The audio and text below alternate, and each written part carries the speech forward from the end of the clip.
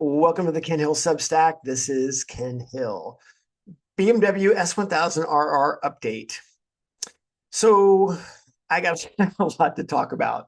Um, this is going to be a little bit more informal. I've got so much information, but I am going to try to keep it fairly tight. Right. Good luck with that. So, and I got a bunch of data. I have a bunch of data to go over. So the goal is going to be to get there as quickly as possible so everybody can see the data charts. But yeah, I've ridden the bike a bunch, basically from August and September. Spent a bunch of time on it and have kind of worked through a couple of different things, right? Riding it stock, optimizing it stock. We did the ECU tune, and now it's time to put some grip, change the gearing, and optimize the suspension. So this turned out to be slightly a little bit more of a task than I thought. The bike is great. So yeah, the bike is wonderful, and I'm enjoying the heck out of it. But the path there wasn't as easy as I thought it was going to be. And yeah, dude, get a new 1000, throw some slicks on it, change your gearing, and yeah, you can throw track record at it. Yeah, nah, not so fast. So let's just dive right into it. That's the easiest way to do it. So the first thing that we did is, stock tires worn out, and I had the bike. I didn't make a lot of changes to the bike, and the bike was really fun to ride, right? So stock tires, I obviously took the geometry, looked at it in MotoSpec, and knew what I was dealing with. And I knew that when I changed the slicks, and we'll stop right there for a second. Yeah, I used Dunlop slicks, R3 compound front, R8 compound rear. I used those the entire time. So that combination, I wanted to stay with the same tires. I didn't want to, the R8's the hardest tire that Dunlop makes. And all the testing was done at New Jersey Motorsports Park. We did Thunderbolt and Lightning. I did spend a day on Lightning. The Lightning one, I am going to incorporate that into the next chapter, which is talking about electronics and how I was using them and what I found out with electronics. But I did do two different tracks, so that part of it was cool. So where we're going to look at this is just installing the slicks, see how that goes, and then changing the gearing, and then optimizing everything. So let's just get right into it. Yeah, so installing slicks with no changes.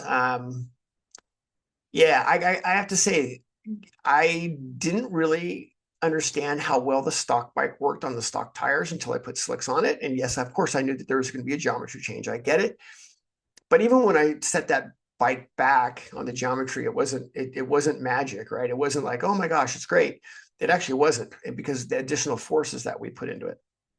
So I have to give a shout out to BMW on what a great job they did, having that bike come out as it did on those tires and the settings. It was very, very good. Super fun to ride. Yeah, it was great. So installing slicks with no changes. Yeah, it wasn't that great. Yeah, it went quicker, but yeah, it wasn't all that great. I found that the bike had super tall gearing all of a sudden, right? Tires a lot taller. Gear, it just everything was off a little bit because of the geometry differences. The bike, was felt very steep. Towards brake release, I didn't like it. I picked up the throttle, I didn't like it. It just was not, didn't finish his corners well, didn't turn as well, and yeah, it just wasn't all that great. So from there, we changed gearing, and I'll get into the data graphs on that. From there, we changed gearing. And the reason I changed gearing now instead of working a little bit more on the optimization side was because I knew I was going to be changing gearing, which is going to be changing. It's going to change wheelbase. It's going to change anti-squat. It's going to change, where I'm shifting, all those things. And I didn't want to get the bike working as well as I could and then put the gearing on and have to kind of redo that. I wanted to do that all organically. And yeah, I also wanted to see what just smack with the gearing would do. And then finally, yeah, we're gonna throw on or start working with the optimization. And we're talking, yeah, I mean, all the clickers and all the preloads and the swing arm pivot, ride heights, all those different things. So, all right, I'm going to bring in data. That's the easiest way to do it, and I can talk through it. So bear with me. I have a lot. I've got 5 data graphs here that we're gonna go through. So please bear with me when it comes to that. So, and I'm gonna bring up. Let's see here. Let me go through these. Yeah, here we go. Let's just start with this one, right? This is stock versus slicks. Just putting slicks on, right? So just taking slicks, putting them on, and what was good, what wasn't good, and what are some of the things that I noticed, and we've kind of alluded to them a little bit, but yeah, let's talk about that. Yeah, so blue is actually stock tires, and red is slicks. And it wasn't a big, it wasn't a crazy lap time difference. It was just over a second. It wasn't a lot. And again, this really highlights how good the bike was on the stock tires. And yeah, where you'll see some of the improvement is, mid-corner speed's a little bit better. You'll see, some places I could go just a little bit deeper, a little bit mid-corner speed. I could pick the throttle up a little bit more. But yeah, it wasn't like some breakthrough deal. And the reason it wasn't such a breakthrough deal is, again, because now we had screwed up geometry. But more importantly, the stock suspension could not handle the extra grip, meaning that we were overwhelming the preloads. We were overwhelming the hydraulics. So, and yeah, it really took the bike and turned it kind of turned it upside down. So yeah, even though the lap time was quicker, wasn't all that great. So then obviously we knew that at that point we're gonna have to make some geometry changes, as well as being able to have something that we could deal with the extra force. So, all right, now let's talk about gearing. So gearing ended up being pretty interesting. So hang on a second here. I'll bring that chart up. And yeah, here's gearing.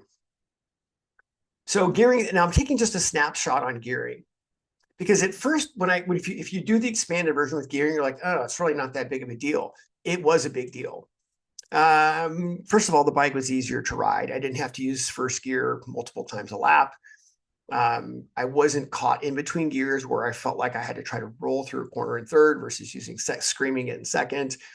I was upshift, downshift. The bike was just so much easier to ride, and yeah, it felt quicker as well, which is always cool. But was it quicker, right? So was it quicker? And yeah, the answers, we could look at a couple different corners here. For example, and gearing is blue, stock gearing is red. When we're looking at this AIM speed chart, and yeah, you can see, even though we're starting with the same, sort of min speed here, it just pulls better. It just absolutely pulls better. A big one is off of turn 5 at New Jersey. You can see here, I mean, this is like 3-4 miles an hour. It pulls better. In this particular case, yeah, I was a little bit later on the brakes, but you could see, a little bit later, less power, my slow point was slower, but yeah, it pulled itself out much better. So yeah, even though we didn't see like this crazy like top speed difference, it absolutely accelerated better. So yeah, the gearing was a plus. I think, again, the way that I did it is I needed to make a very big change, but I also didn't want to screw up wheelbase too much. I didn't want to buy chain and sprockets and all that. I was trying to keep it as stock as possible. So all we did was drop the front, one tooth, went from 17 to 16, 1646, moved the wheelbase back about 4 millimeters.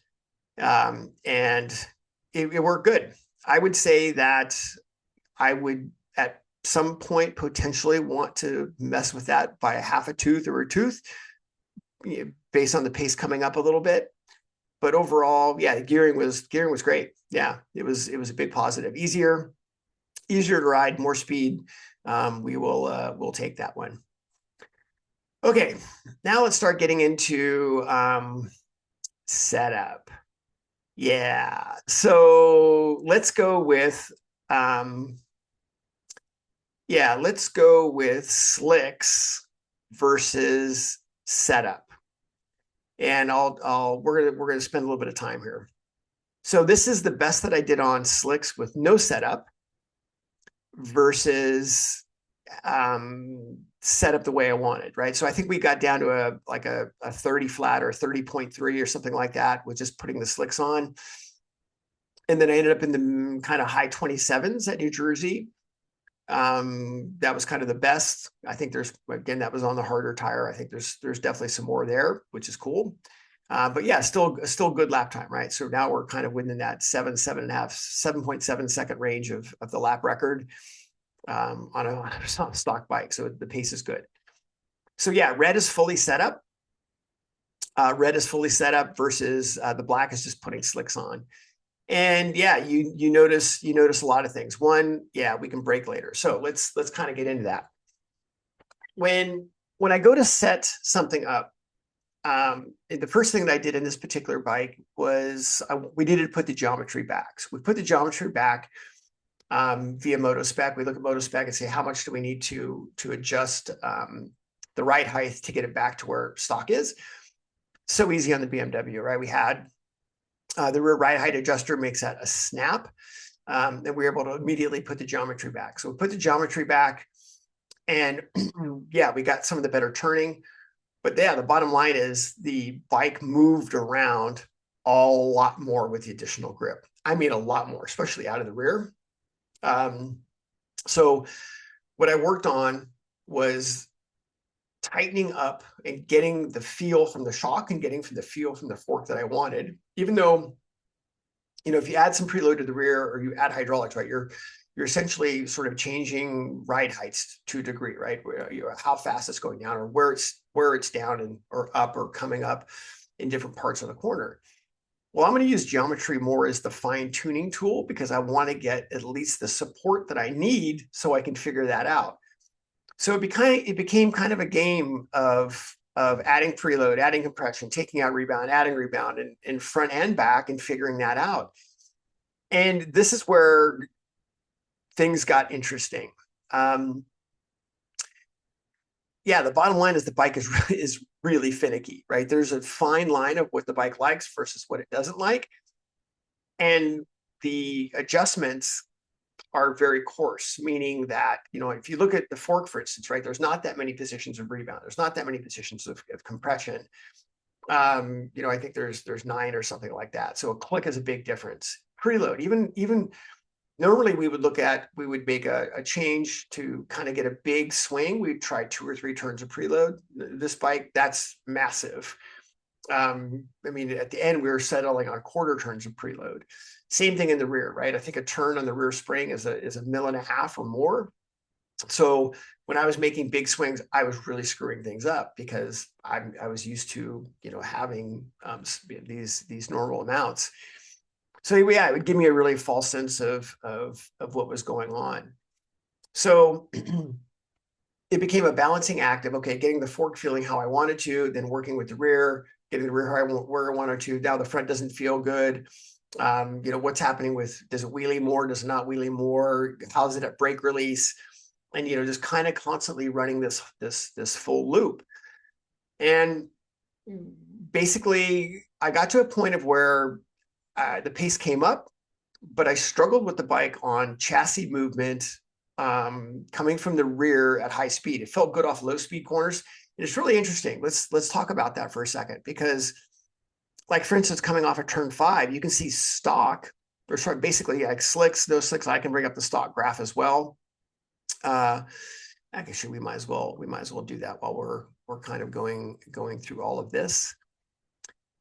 Yeah, best stock. Yeah, here we go. Best stock versus the best setup. And yeah, I mean, what we found was, of course, off the slow corners, it really wasn't that big a deal, right? I mean, the bike is fine. We carry a little bit more speed in for sure. But off the corner itself, this is where, again, BMW did a really, really good job. Off the low speed corners, it's not that much difference. Of course, we've got the gearing helps, but where the real difference comes in is getting in and out of the corner faster, right? You can see how much later we're able to brake. We're able to get to the same slow point and accelerate off. And yeah, it's huge. So off the low speed corners, it really wasn't that big of a deal. but where we saw was in the higher speed corners or the transitions. I mean, turn three, this 3C section. I mean, I think it's around 9 miles an hour in that section, which is huge. Turn 4 is another one where I think it's around 7 or 8 miles an hour. Turn 1 was almost 5 or 6 at mid corner, right? So I mean, just huge when it came to where the chassis was. Also, going through the S's, right? So we came off of turn 10, not only turn 10 quicker, you know, we had more speed, so more throttle opening, and we could actually, you know, hold that speed a little bit longer, but the bike changed directions in less time. So one of the things that I was really struggling with on this bike was chassis movement at high speed. And really it's sort of in this area right here. You can see that there's a pause right here. And I still have a little bit of it. We'll talk about that as well. And the bottom line is the shock just isn't that great. Yeah, you can do a good lap time on it, but there's just a lot of movement from the rear shock. And finally, as the pace kept coming up, I kept adding, you know, getting the shock stiffer and stiffer, not necessarily on preload, right? Because preload, you got to be really careful with that. The preload's really not, it's maybe a turn and a half off of what stock was, so not that much more.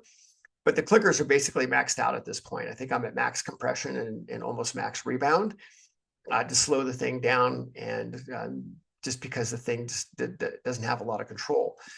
In the fork, I actually found that the course adjustments were a problem, meaning that I wanted more rebound when I released the brake.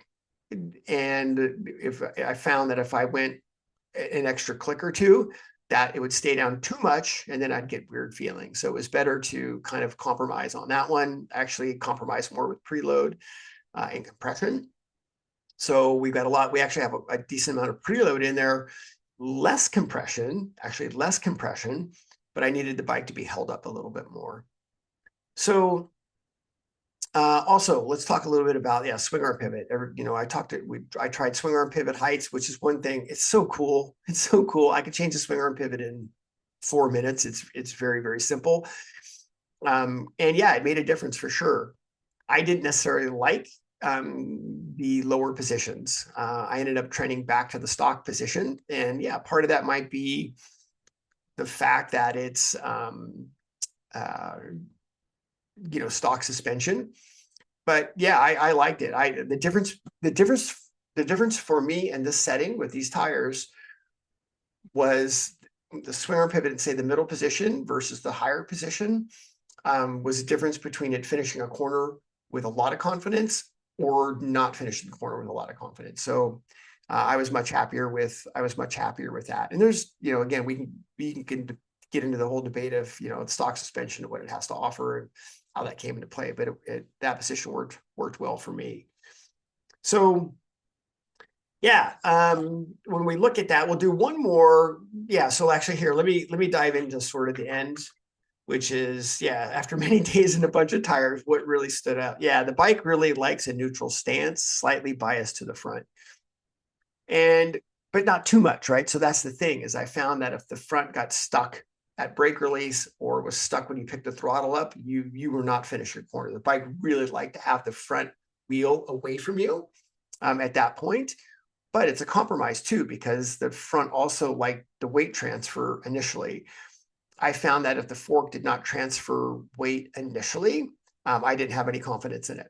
So I needed the fork to move fairly quickly, like halfway through the stroke, and then have a lot of support. And that worked pretty well. And then I mentioned a brake release, having it where the brake release, where the bike would continue to turn, especially if you release the brake and as you picked up the throttle, as the bike continued to turn, was incredibly important. The nice thing about that is it coincided with the bike turning, right? The bike turns like a bicycle. It's so fun. Yeah, right now the OEM shock is holding the bike back. It's pretty much maxed out. I'm going to be taking it to some different tracks here over the off season, so we'll see how it does at some of these other tracks that have potentially a lot less grip than NJMP. When I did ride it at a low grip track, which was NJMP's Lightning, It worked well. Yeah, I got into the tens. I only had opportunity for about 4 or 5 laps on a really used tire, but I got in the tens there. I'm happy with that, and I have no doubt that I could drop a bunch of time there with some more grip. Also had some working with electronics there as well. Yeah, we talked about swing arm pivot, and yeah, the bike is really designed to lean into the electronics. So we'll do a separate update on that. But the more that you can rely on the electronics from, say, 20, 30% throttle driving out, the better the bike works. And, having a bike that allows you to do that, right? It holds its line appropriately. Yeah, there's absolutely lap time there, having that confidence and letting the bike push you forward. And again, that's just getting a chassis and, suspension settings that you can trust and that you like. So yeah, the BMW, let's kind of wrap it up, because I know I kind of went long and deep on some of this. But yeah, overall, the bike needed a lot of changes from just putting slicks on it. The gearing worked. The gearing change was great. I may want to optimize that a little bit more. And the bike works really well right now, but it's pretty picky.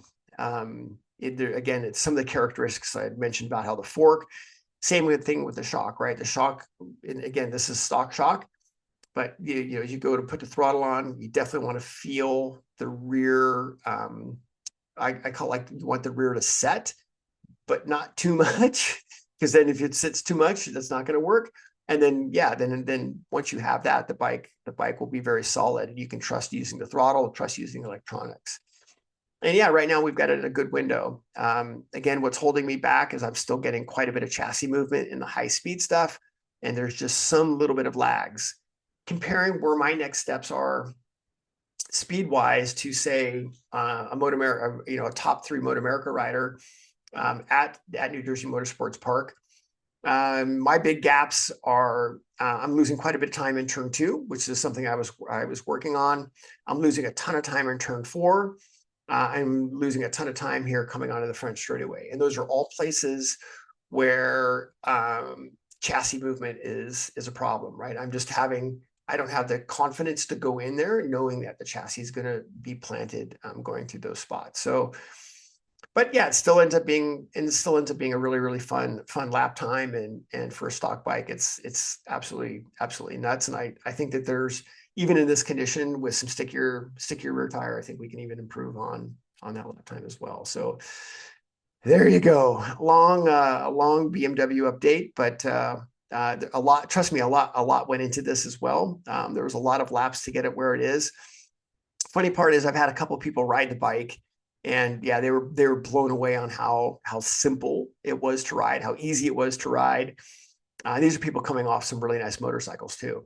They just said this is like riding a big dirt bike. They said this is so fun, which is kind of the idea. Is I want to be in a position to be able to ride the bike. So, all right, there you go. Next update will be talking a little bit about electronics, and I've got a massive amount of data on that, and hopefully we'll be able to add another track or two in for that update as well. So yeah, there you go.